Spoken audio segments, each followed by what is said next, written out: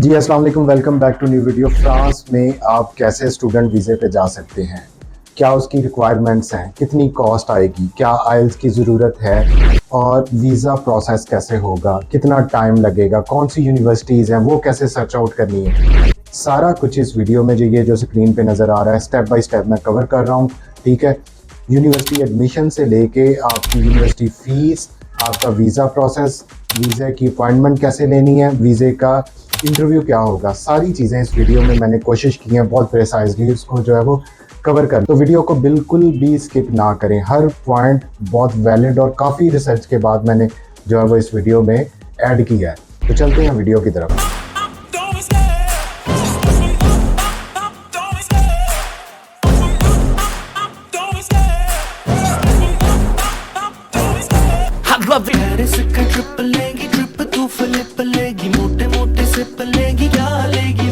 जी, सबसे पहले हम बात करेंगे फ्रांस क्यों इम्पोर्टेंट है स्टडी वीज़ा के हवाले से। देखिए, फ्रांस दुनिया में 5th लार्जेस्ट वो डेस्टिनेशन है स्टडी के हवाले से। टॉप डेस्टिनेशन में यूएसए है, यूके है, जर्मनी है, ऑस्ट्रेलिया है और उसके बाद वो फ्रांस का नंबर आता है।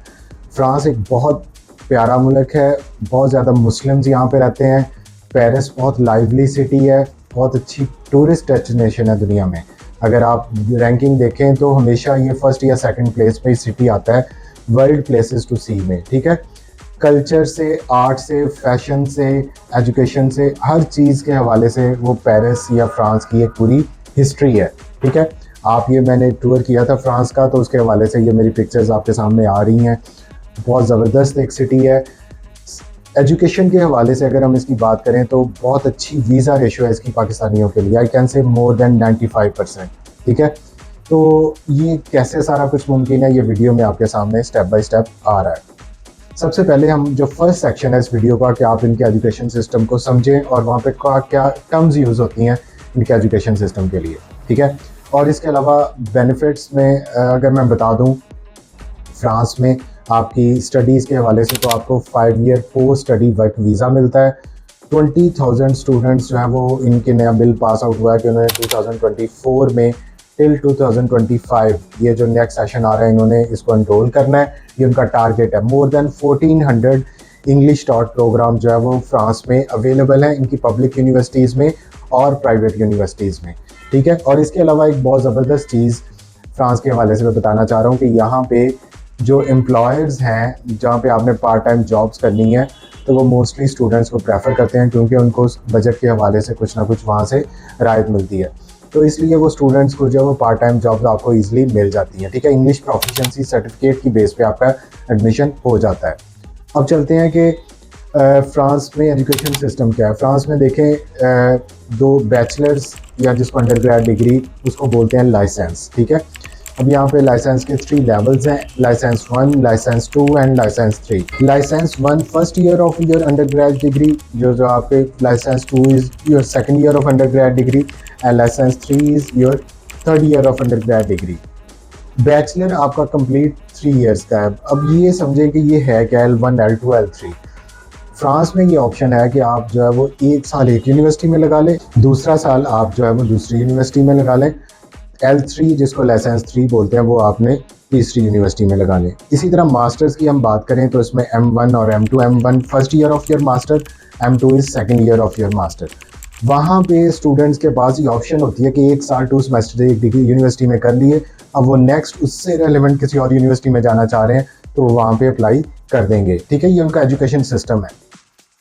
अब पाकिस्तान से क्या रिक्वायरमेंट है। पाकिस्तान से अगर आप उनके बैचलर्स के लिए अप्लाई कर रहे हैं तो आपके पास वो इंटरमीडिएट आपने पास आउट किया हो, इसमें आपके कम से कम 60% मार्क्स हों। वो आपके एफएससी में हो सकते हैं, वो आपके आईसीएस में हो सकते हैं, वो आपके एफए में हो सकते हैं, वो आपके बीकॉम या जिसको ये जो बिज़नेस वाले बच्चे होते हैं आर्ट्स वगैरह सब्जेक्ट के, इनका भी पॉसिबिलिटी है।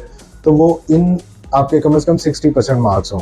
अगर हम मास्टर में एडमिशन की बात करते हैं तो आपके पास 2.5 CGPA होनी चाहिए और ये यहाँ आपकी मोर देन 60% वो आपकी परसेंटेज आपके होनी चाहिए। आपकी डिग्री और आपके ट्रांसक्रिप्ट आपके पास होने चाहिए और वो HEC से और मोफा से अटेस्टेड हो। अगर हम इंटरमीडिएट की बात करें तो आपके इंटरमीडिएट आपके IBCC से और मोफा से अटेस्टेड हो, ये मैंने आपको बता दी। इसके अलावा आपके पास इंग्लिश प्रोफिशेंसी लेटर होना चाहिए, उसकी बेस पे मोर देन 90% यूनिवर्सिटीज़ फ्रांस में इंटरनेशनल कैंडिडेट्स को एडमिशन्स दे देती हैं। अब मैंने ये बता दिया कि एलिजिबिलिटी क्या है और क्या एजुकेशन सिस्टम है। अब मैं आपको बताऊंगा इनटेक्स कौन सी हैं। देखें, दो मेजर इनटेक्स हैं पूरे यूरोप में। यूरोप की जब आप बात करते हैं तो उसमें एक है ऑटम इनटेक जिसको सितंबर अक्टूबर इनटेक बोलते हैं, और एक है स्प्रिंग इनटेक जिसको जनवरी फरवरी या फरवरी मार्च इनटेक बोलते हैं।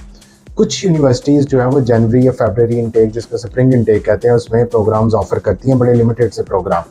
बाकी हर यूनिवर्सिटी वो बैचलर या मास्टर्स के लिए आपको जो मेजर इनटेक है उसमें एडमिशन्स ऑफर करती है। जो एडमिशन्स की डेडलाइन होती है नॉन यूरोपियंस के लिए, ये usually 3 to 4 months before the start of classes.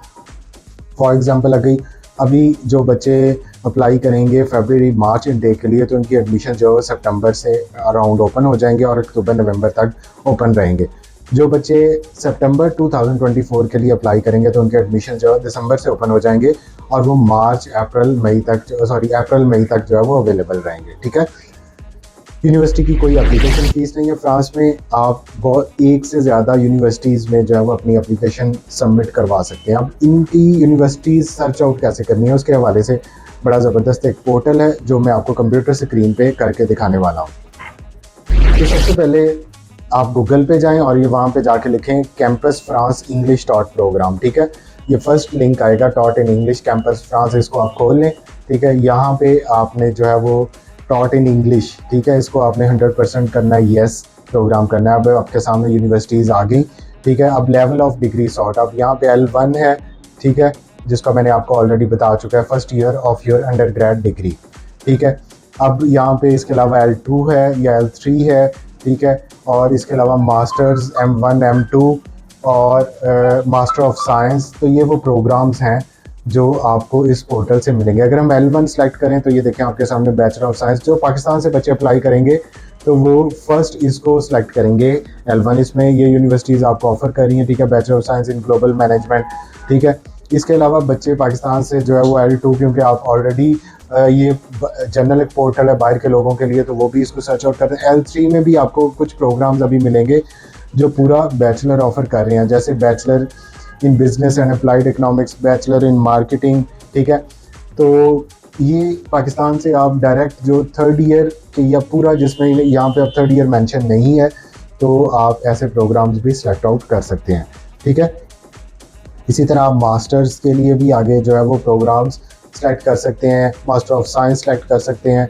ठीक है, जिसमें international masters in biomedicals, robotics, transport, ये डिपेंड करता है कि आप किस फील्ड में इसको सर्च आउट कर सकते हैं। तो इसलिए आप M1 को सिलेक्ट करेंगे, मास्टर ऑफ साइंस को सिलेक्ट करेंगे, L1 को सिलेक्ट करेंगे या लाइसेंस 3 को सिलेक्ट करेंगे अगर आप पाकिस्तान से इस चीज़ को जो है वो अपने केस को प्रोसेस कर रहे हैं।